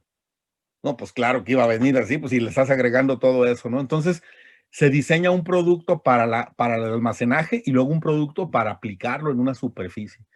Y es muy interesante. Yo en esos años que duré en la industria, fueron casi 15 años, aprendí muchas cosas sobre la interpretación de estas propiedades por parte de los consumidores. La tensión superficial es otra propiedad importante de los líquidos. Es una condición que existe en la superficie libre de los líquidos semejante a las propiedades de una membrana elástica bajo tensión. Entonces, esa tensión es el resultado de fuerzas moleculares que van a ejercer una atracción no compensada hacia el interior del líquido. Y nosotros vemos esto. Cuando hablamos de tensión superficial, generalmente vemos la superficie de un líquido en donde se puede posar un objeto. Pero esto ocurre porque existe una gran cantidad de fuerzas en la superficie que son las que resisten a que el objeto penetre la superficie. Claro que cuando este objeto es demasiado pesado o tiene una forma geométrica que no es conveniente para la superficie, pues simplemente penetra. Pero se pueden posar insectos, metales y muchas cosas. Otro aspecto importante en el caso de la tensión superficial es el famoso ángulo de contacto. Es decir, es la forma de la gota. No todos los líquidos forman gotas iguales. Si ustedes ponen mercurio, aceite, agua, van a observar cómo el ángulo de la gota va a cambiar. Y entonces esa tensión superficial que está presente en el líquido también va a permitir que una superficie se pueda humedecer o no. Cuando tienes una superficie que puede recibir un líquido, no todos los líquidos humedecen igual, porque es una resistencia a interfaces que existen de la energía de la propia superficie contra la tensión superficial. Y entonces, curiosamente, hay un parámetro que se llama así índice de mojabilidad. O sea, ¿qué tanto puedes mojar una superficie con un líquido? Y fíjense, el ángulo de contacto se puede medir, ¿eh? Existen aparatos que permiten medirlo. Y con eso determinar qué tan fácil o no es la superficie de una determinada material o sustancia, técnicas que permitan determinar qué tan rápido o qué tan lento va a ser la absorción de un líquido sobre una superficie determinada. Y todo esto está relacionado con la tensión superficial. Tenemos también la capilaridad. Esta es otra gran propiedad de los líquidos que se refiere a la elevación o depresión de la superficie de un líquido en la zona de contacto con un sólido. Es decir, nosotros podemos tener líquidos que se encuentran en recipientes y en contacto con superficies sólidas, los líquidos tienden a subir de manera espontánea y trasladarse a otro punto. De la capilaridad es como las plantas pueden absorber el agua de las raíces. ¿Por qué sube el agua de las raíces hasta la copa de los árboles y en ocasiones son varios metros de altura? Gracias a la capilaridad. Entonces, la capilaridad es otra propiedad importante para los líquidos. Y aquí nosotros podemos ver cómo la capilaridad es el ascenso espontáneo de las moléculas en contacto con la pared de un tubo o de una superficie determinada. Y hay muchas condiciones en donde se observa este fenómeno. Por ejemplo, uno de ellos también muy, muy conocido es lo que ocurre con las superficies de los muros. Cuando existe humedad, cómo la humedad asciende de forma espontánea y natural, y eso obliga a que los muros sean preparados para o prevenir o evitar que la humedad del muro pueda ocasionar un deterioro en el mismo. Entonces, existen una gran cantidad de casos en donde el agua asciende de forma espontánea. Y esto es una propiedad, como les estoy comentando, que así se le denomina, capilaridad.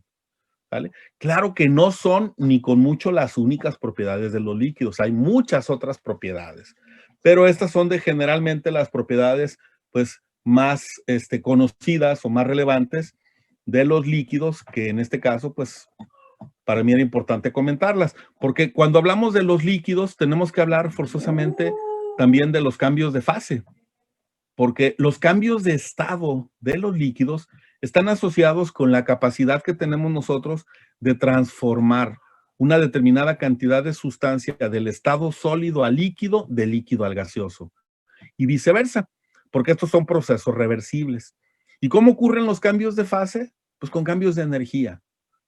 Aquí es donde nosotros hablamos que los cambios de fase se llevan a cabo, por ejemplo, de sólido a líquido calentamos, de líquido a gas calentamos, y aquí tenemos la fusión y acá la vaporización, pero son procesos reversibles, es decir, que si yo les retiro la energía, se condensan, y si les retiro la energía, se solidifican. También tenemos un cambio de fase directo de sólido a vapor, y a ese se le llama sublimación. Y el fenómeno opuesto se le llama sublimación inversa. Y aquí tenemos algunos ejemplos. A temperaturas, por ejemplo, de fusión o de ebullición, cuando la presión es 1 atmósfera, el agua sabemos que se utiliza como un parámetro de referencia. 0 y 100 grados, la temperatura de fusión y congelación. Pero el alcohol, por ejemplo, funde a 117 grados centígrados y hierve a 78. El hierro funde a 1539 grados centígrados y hierve a 3000 grados centígrados. El mercurio funde a menos 38 grados centígrados y hierve a 357 grados centígrados. Todo esto, bueno, son simplemente ejemplos de esos cambios de fase que podemos tener nosotros, y en teoría se dice que toda la materia podría existir en los 3 estados de la materia. Y se dice en teoría porque sabemos que eso no es cierto. Por ejemplo, nosotros, imagínense que nuestro cuerpo se pudiera convertir de sólido a líquido, ¿verdad? Y de líquido a vapor y luego regresarnos. Pues eso no es posible, porque los cambios de energía que serían necesarios para hacer eso, al hablar de materia orgánica, pues antes de eso hay una degradación de la materia, ¿verdad? Pero hablamos de, en el caso de compuestos o de sustancias inorgánicas o algunas orgánicas que sí lo permiten, pero hay cuerpos en los que no, eso no va a ser posible. Entonces, aquí tienen ustedes el material, pues que explica qué es el punto de solidificación y el punto de congelación, los cambios de fase que ya hemos comentado que se dan, la evaporación y la condensación. Aquí vamos a revisar rápidamente algunas preguntitas que nos hacen. Dice, ¿por qué los líquidos cuando se comparan con los gases no se comprimen? Pues porque ya dijimos que los gases tienen mucho espacio vacío entre moléculas, por lo tanto se pueden comprimir, los líquidos no. ¿Por qué algunos metales en forma de láminas pueden flotar en el agua? Por la tensión superficial. ¿Por qué el agua líquida tiene mayor densidad que el hielo? Pues hemos dicho que por las fuerzas intermoleculares, las distancias entre moléculas ayudan a que en el caso del hielo tengamos un mayor volumen y en consecuencia una menor densidad. Si se llenara un recipiente con un líquido justo por encima del borde, ustedes han visto que si lo llenas justo hasta arriba, se forma como una curvatura y no se derrama. ¿Y por qué ocurre eso? Por la tensión superficial.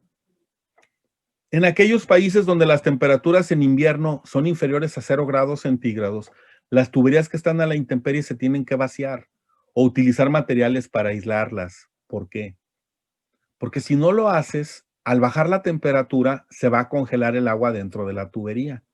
Y si se congela dentro de la tubería, se va a expandir, va a ocupar mayor volumen y va a reventar la tubería. Es lo mismo que ocurre cuando metes un líquido al congelador. ¿Sí? ¿Qué es lo que ocurre cuando metes un líquido al congelador? Pues obviamente bajas tú su temperatura. Pero ¿qué ocurre cuando esta temperatura desciende lo suficiente y el líquido se congela completamente? Entonces, una botella al congelador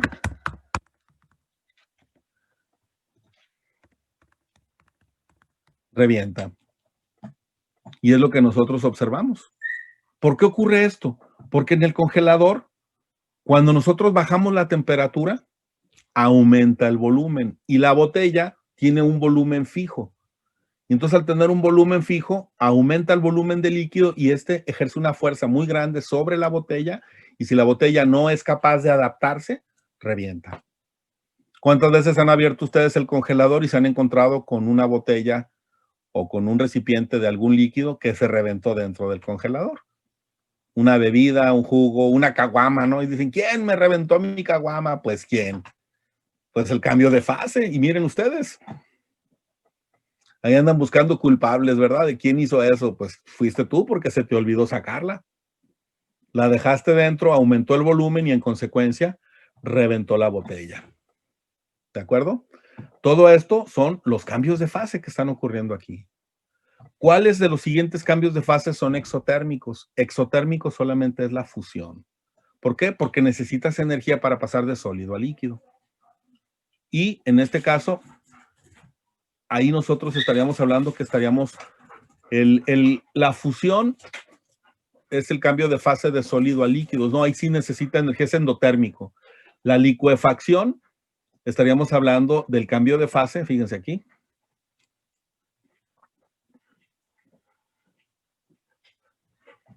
Bueno, va a estar en este. La licuefacción va a ser del vapor a líquido. De vapor a líquido libera energía. Entonces este es el que es exotérmico, a liberar energía. Y el otro que tenemos aquí es la sublimación. La sublimación es el cambio de fase de sólido a vapor. Entonces la fusión y la sublimación absorben energía, son endotérmicos. La licuefacción libera energía. Ese no es endotérmico, ese es exotérmico. Cuando nosotros hablamos de los cambios de fase, entonces tenemos que hablar de los cambios que se necesitan de energía para que puedan ocurrir estos. Y entonces se necesitan el calor sensible y el calor latente. Y de una manera muy sencilla, ¿qué es eso? Cuando tú calientas una cantidad dada de sustancia, voy a poner este ejemplo con agua. Si tú tienes agua por debajo de 0 grados y le añades energía, vas a observar cómo va a empezar a subir su temperatura. A eso se le llama calor sensible. Y luego, si ese mismo recipiente le sigues agregando energía, va a llegar al punto de fusión.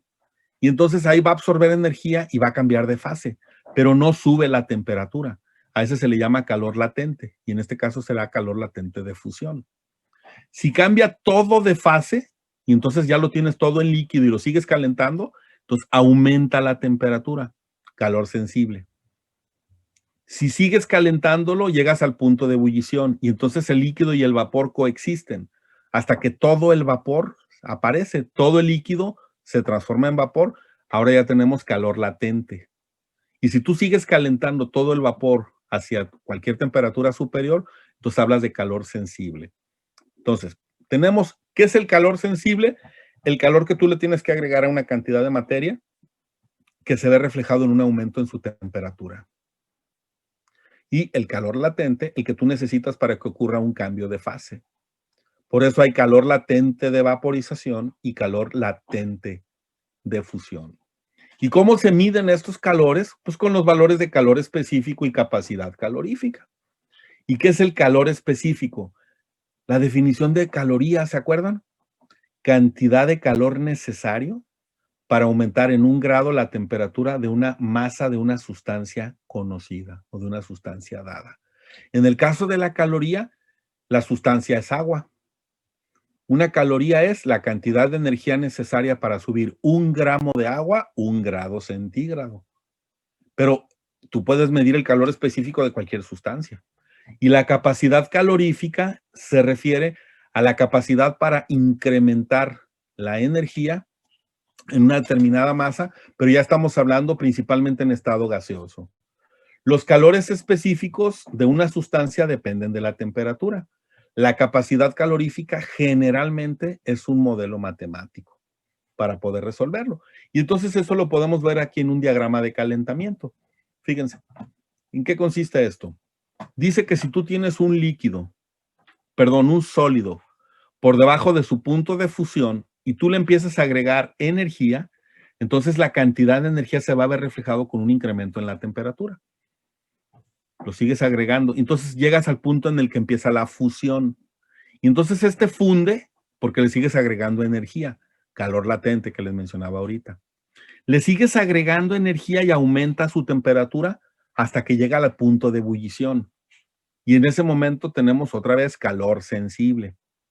Le vuelves a agregar energía y entonces ocurre el cambio de fase hasta que todo el líquido se convierte en vapor y esto entonces nos lleva al calor latente. Y por último, sigues calentándolo hasta que llegues a la temperatura final, pues va a ser calor sensible. A este se le llama diagrama de calentamiento. Y es muy conocido y es muy utilizado para poder determinar las cantidades de energía necesarias que son requeridas para poder llevar una masa dada de una sustancia a un valor final. Aquí viene en su material un ejemplo. Y fíjense lo que dice, está en la página 181. Dice, calcula la cantidad de calor necesario para convertir 866 gramos de hielo desde menos 10 grados a vapor a 126. Y utiliza los calores específicos del hielo y del agua líquida, que son 2.03 joules sobre cada grado Celsius, y del agua líquida 1 caloría por cada grado centígrado. Expresa el resultado en calorías. Nos dice, calcula la cantidad de calor. Y entonces, tenemos nosotros, lo primero que yo recomiendo es que hagan un diagrama de fases, un diagrama de calentamiento. Y en el diagrama de calentamiento empiezas con el valor inicial, menos 10 grados. Y entonces añades energía, sube la temperatura, hasta que va a ocurrir el cambio de fase, temperatura de fusión. Y luego añades más energía y todo cambia de fase, de sólido a líquido. Sigues calentando hasta que llegas a los 100 grados. Y luego a los 100 grados calientas y está el nuevo cambio de fase. Y por último vamos a tener desde los 100 grados hasta la temperatura final. Aquí hizo falta completarle con otro tanto así. Y entonces son diferentes cantidades de energía que vas a agregar para cada momento de este proceso. Esto nos lleva entonces a ver que sería la cantidad de energía total, va a ser la suma de las energías necesarias para cada etapa del proceso. Por lo tanto, de lo que se trata es de calcular la cantidad de energía para cada etapa. Y entonces, de tablas, ustedes encuentran que el calor de fusión del agua líquida, o del agua sólida, perdón, es de 80 calorías por gramo. El delta H de fusión del agua. Y el delta H de vaporización, para el agua también, por supuesto, es de 540 calorías por gramo. ¿Cómo se calcula el calor sensible, el que veíamos aquí en estas secciones? Va a ser el calor, va a ser la masa por el calor específico por el delta T. Y si ustedes se acuerdan, el delta T es la diferencia de temperaturas, T2 menos T1. Entonces, para el agua nos dicen que el calor específico para el agua sólida, o sea, para el hielo, es de 2.03 joules sobre cada grado centígrado. Bueno, convierto estas unidades a calorías y 4.184 joules equivalen a una caloría. Eso me da 0.485 calorías por cada grado Celsius. Tendríamos entonces que la cantidad de calor 1, que se calcularía como calor sensible, es la masa por el calor específico por el delta T. La masa dijimos que eran 866 gramos de hielo. Y en este caso, para el primer momento, las diferencias de temperaturas van a ser desde menos 10 hasta 0 grados. T2 es 0, T1 es menos 10. Entonces se sustituye y ustedes ahí lo tienen en su cuaderno o en sus notas. Fíjense, tendríamos Q1 es la masa por el calor específico del hielo por T2 menos T1, que sería menos 10. Eso nos da 4.200.1 calorías. Después Q2, ahora, ¿cómo se calcula el calor latente? Pues va a ser la masa por el valor del delta H de fusión. Por eso aquí nos dice que es la masa por 80 calorías por gramo, 69.280. Q3, otra vez la masa por el calor específico del agua líquida por T2 menos T1, 86.600 calorías. Q4, la masa por el delta H de vaporización, que son 866 gramos por 540 calorías por gramo, 467.640 calorías. Y Q5, fíjense, Q5 estamos hablando ya el vapor, desde 100 hasta 126 grados. Aquí se utiliza normalmente la ecuación de capacidad calorífica y entonces aquí va a ser el número de moles por la integral desde T1 hasta T2 de la ecuación de capacidad calorífica por el diferencial de temperatura. Y esto nos lleva a que la ecuación de capacidad calorífica para el agua es esta. Este dato se obtiene de libros, de tablas. Y los 866 gramos de agua equivalen a 48.11 moles de agua. Por lo tanto, Q5 va a ser 48.11 por la integral desde T1, que son 100 grados, que en Kelvin son 373, hasta T2, que son 399 Kelvin o 126, por la ecuación de capacidad calorífica por el diferencial de temperatura. Y esto simplemente es resolver una integral. Y resolver la integral es separar en integrales simples, sustituir los límites y obtener el resultado. Todo esto, créanmelo, y el que no me lo crea que lo resuelva, vale 10.225.3 calorías. La suma de los valores Q1, Q2, Q3, Q4 y Q5 nos da la masa, perdón, la energía total, que serían 637.945.4 calorías, que llevado a kilocalorías son 637.94. Entonces, como ven, la cantidad de energía se puede determinar. Y esto nos permite hacerlo de una manera a través de cálculos matemáticos y propiedades como capacidad calorífica, calor específico, reemplazando en las expresiones matemáticas del diagrama de calentamiento. Para su tranquilidad, esto lo pueden ver aquí en el video que les anexo sobre cambios de fase. Hay un video muy cortito que les pongo aquí y hay uno que les pongo también sobre los diagramas de calentamiento. Vamos a verlos. A veces, el ser humano puede diferenciar la materia con el uso de sus sentidos. Existen materias sólidas, coloridas, diferentes a otras sin color, o materias líquidas, más transparentes, y otras menos, y unas con más aroma que otras. Sin embargo, a veces, la misma materia tiene características diferentes, o materias completamente diferentes pueden parecernos iguales. Entonces, ¿no es suficiente con conocer las características de un material para poder diferenciarlo? No, para diferenciar una materia de otra hay que conocer sus propiedades. ¿Y eso qué quiere decir? Hay que descubrir lo que las define, de qué están compuestas. ¿Y de qué están compuestas entonces? La materia generalmente está formada por partículas muy pequeñas que se llaman moléculas. Nos las podemos imaginar como pelotitas. Si la materia es la misma, las moléculas son iguales. Cuando la materia es distinta, las moléculas son otras. Las moléculas se atraen entre sí. Esta fuerza de atracción se llama cohesión y puede ser mayor o menor. Las moléculas están siempre en movimiento. Pero, ¿un glaciar y un río son ambos de Va a agua? salir. Exactamente. Ambos están compuestos por la misma sustancia, agua, pero se encuentran en distintos estados de agregación. ¿Y cómo se pasa de un estado a otro? Veamos el caso de la evaporación. Al proporcionar energía a la sustancia, por ejemplo, el calor de una hornalla, aumenta su temperatura y las moléculas comienzan a agitarse. Así se altera la fuerza de cohesión y cambia el estado, de líquido a gaseoso. Los tres estados más estudiados y comunes en la Tierra son el sólido, el líquido y el gaseoso. Las moléculas en los objetos en estado sólido se entrelazan y forman estructuras definidas. Por eso los cuerpos sólidos son rígidos y resistentes. Cuando se le proporciona energía al cuerpo sólido, las moléculas se agitan hasta que empiezan a moverse de forma independiente. Así el cuerpo cambia al estado líquido.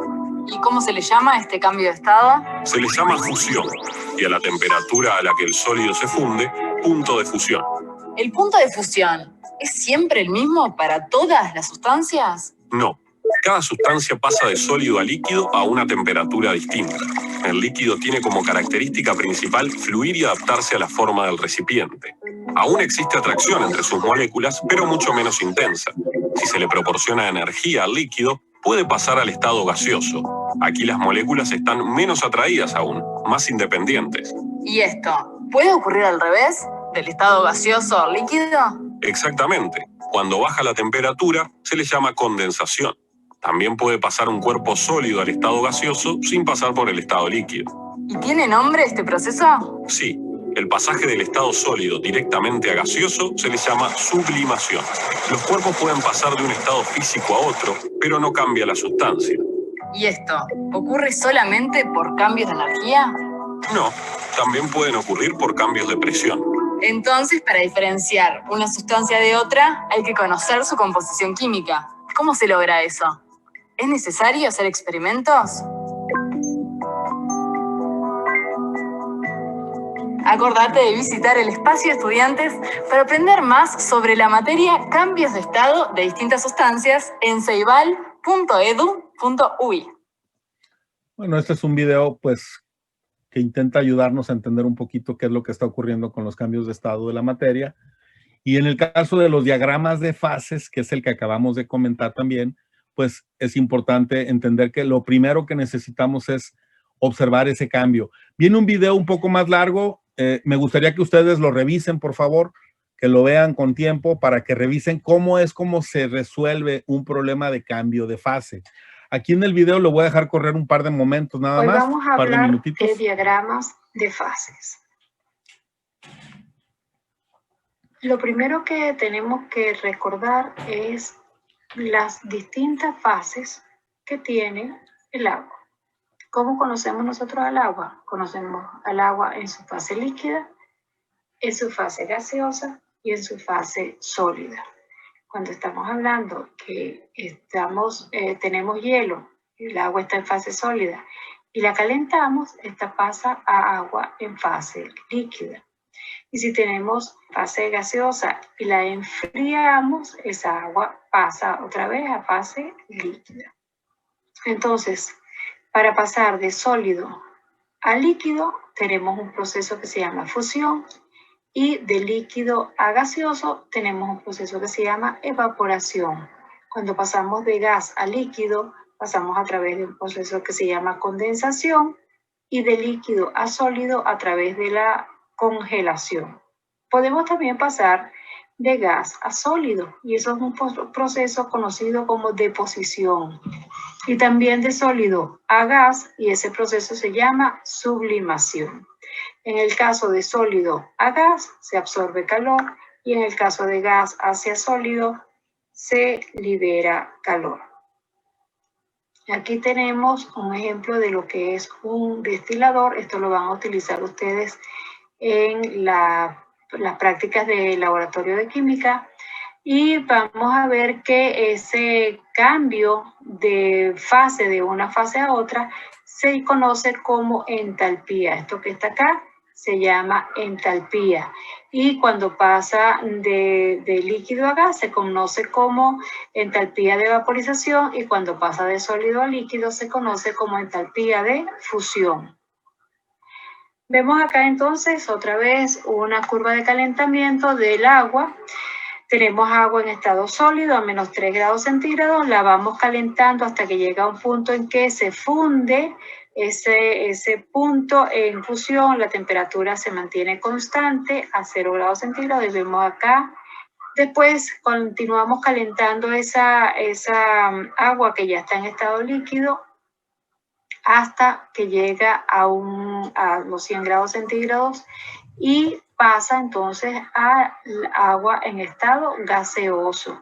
También, como hay un cambio de fase, el agua tiene una pendiente 0. Después seguimos calentando y lo podemos calentar hasta que se descompone el agua. Eso que acabamos de ver se llama diagramas de fase. Y el diagrama de fase se hace un gráfico de presión en función de la temperatura. Vemos acá, entonces, para una sustancia, normalmente son así los diagramas de fase, se presenta la fase sólida, la fase líquida y fase gaseosa. Por eso se llama diagrama de fases. En este punto que está acá, tendríamos la temperatura de fusión y esta que está acá sería la temperatura de ebullición. Vemos entonces acá otra vez la curva de calentamiento del agua. Pasamos de congelada a líquida y luego ahí vamos a fase gaseosa. Vemos entonces en este dibujito cómo va desde sólido, se derrite el hielo, pasa a líquido y luego pasa a fase gaseosa cuando ya la temperatura llega a los 100 grados centígrados. Entonces, eso que acabamos de ver se llama curva de calentamiento, Y vemos entonces que cuando el agua está en fase sólida, las moléculas están muy ordenadas, empieza el desorden y por último, cuando ya llega a fase gaseosa, vemos que hay un aumento de la entropía y un aumento del desorden en las moléculas. Vemos acá al lado ese diagrama de fase. Hielo, agua y vapor. Hielo, agua y vapor. ¿Y qué tenemos acá? Fíjense ustedes. Cuando el agua funde a 0 grados centígrados. Entonces nosotros buscamos acá en la temperatura donde tenemos 0 grados.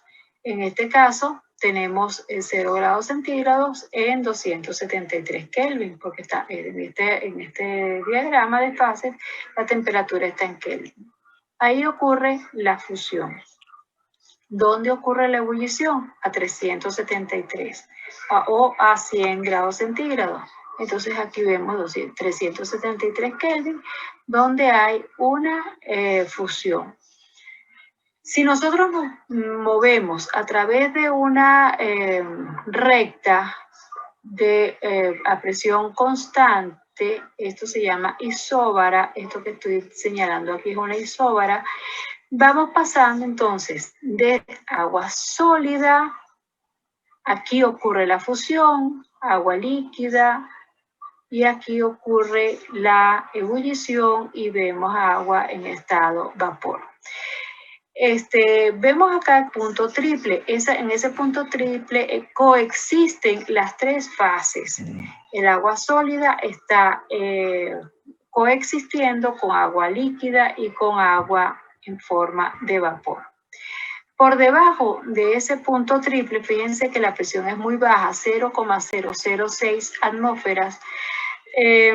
Nosotros podemos pasar de agua sólida a agua en estado vapor a través de un proceso que conocemos con el nombre de sublimación. Para el CO2, fíjense que el diagrama de fase se parece bastante al del agua. Sin embargo, esta pendiente es diferente. El agua tiene la pendiente distinta a la gran mayoría de las sustancias. Quiero que ustedes averigüen por qué esa pendiente es diferente, ¿ok? Averigüen ustedes esto y lo discutimos en clase. Fíjense ustedes que la presión en atmósferas para el CO2, para tener el diagrama de fases, es muchísimo más alta que las presiones en el agua. Vemos acá que, por ejemplo, a una atmósfera de presión, el CO2 pasa de estado sólido a estado gaseoso. Y lo que ustedes ven en los carritos de helado, que ven los bloques de CO2, pasa de sólido a gaseoso, es lo que realmente ocurre con ese compuesto, dado que a esta temperatura, a esta presión, a una atmósfera de presión, él cambia automáticamente de estado sólido a estado gaseoso, ¿ok? Es importante que vean eso. También hay otros diagramas de fase, no solamente todos los diagramas de fase son como el del agua y el CO2, cada sustancia tiene un diagrama de fase particular. Por ejemplo, aquí tenemos el diagrama de fases del azufre. Fíjense que tiene distintas fases como la fase rómbica, el monoclínico, el líquido, la fase vapor. Y, por ejemplo, para el carbono también tenemos distintas fases. Tenemos la fase de carbono 3, el diamante, el líquido, el grafito, etc. ¿Qué necesitamos para tener diamantes? Una muy alta presión. Fíjense que a presiones muy altas, el grafito puede pasar a diamante, ¿ok? Y el diamante también puede a altas temperaturas convertirse en líquido. Y bueno, este es un diagrama de fase del carbono. Estos últimos dos diagramas de fase son simplemente para que ustedes vean que existen otros tipos de diagramas de fase diferentes al del CO2 y al del agua. Solamente vamos a estudiar entonces acá el del agua y el del CO2. Y otra ecuación que quiero que aprendan o que tengan de referencia es la ecuación de Clapeyron. Esta ustedes la van a utilizar en la práctica de laboratorio, en la práctica de destilación. Vamos a hacer un problemita de diagrama de fases. Vamos a ver un problema típico. Se tienen los siguientes datos para el agua. El punto triple ocurre a una temperatura de 0,01 grados centígrados y la presión de 0,006 atmósferas. Hay una temperatura de fusión. Bueno, este ejercicio no lo voy a dejar correr porque pues nosotros vamos a tener los propios, ¿verdad? Que son los que vamos a resolver. La idea es apoyarnos, pues, como ven, en videos ya elaborados para poder entender de mejor manera lo que significa cada uno de los diferentes cambios de fase, diagramas de calentamiento y demás. Entonces, bueno, les voy a dejar el día de hoy, jóvenes, para que vayan ustedes trabajando en la tarea número 3.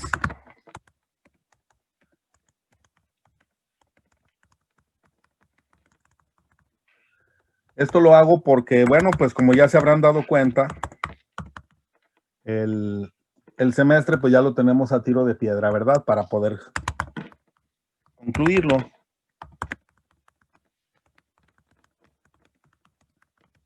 El día de mañana pues no voy a poder tener clase con ustedes, jóvenes, quiero comentárselos desde hoy. Tengo que salir el día de mañana por la mañana temprano fuera de Guadalajara. Entonces no voy a tener oportunidad de estar con ustedes en la clase. Sin embargo, bueno, la tarea número 3, que son los ejercicios de gases, en su gran mayoría, pues ya los tenemos, ya los hemos resuelto.